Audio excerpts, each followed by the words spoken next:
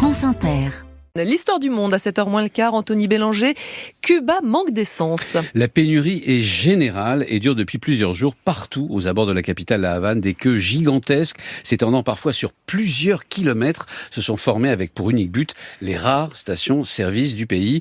On les appelle là-bas les files d'attente fantômes. Fantômes parce qu'au bout, il y a certes une station-service, mais pas forcément d'essence. Autrement dit, les gens font la queue en espérant que peut-être un camion-citerne vienne finalement ravitailler le point de vente. Résultat, des centaines de chauffeurs de camions et de taxis dorment depuis des jours entiers dans leurs véhicules, refusant d'abandonner leur précieuse place dans la file. Alors on s'occupe, on mange sur le bas-côté, on discute de la crise économique et surtout on s'adonne à une des passions cubaines, les dominos, le tout avec une certaine résignation tant l'île est habituée aux pénuries. Il y en a d'autres en ce moment ? Des mois durant, l'île a souffert de coupures d'électricité géantes à cause du mauvais état du réseau électrique. Aujourd'hui, ce sont les transports publics qui, de l'aveu même du gouvernement, traversent leur pire crise en une décennie. Le quotidien espagnol El País a fait un travail de fourmi en comptant par exemple le nombre total de bus à la disposition de la capitale, une ville de plus de 2 millions d'habitants tout de même.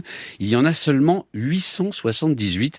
C'est moitié moins que dans les années 90. Et en plus, sur ce total déjà maigre, la moitié est hors service. On manque de tout pour les réparer, de pneus, de batteries, de fils à huile, de filtres à huile.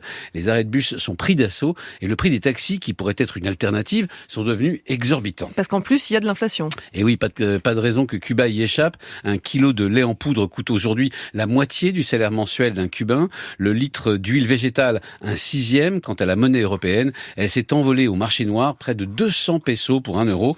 Il y a quelques jours à peine, une rumeur a couru dans un quartier de la Havane. Les patates sont arrivées immédiatement. Des queues immenses, toujours ces queues fantômes, se sont formées autour des magasins d'État. Mais il y a cette petite cruauté supplémentaire du quotidien des Havanais.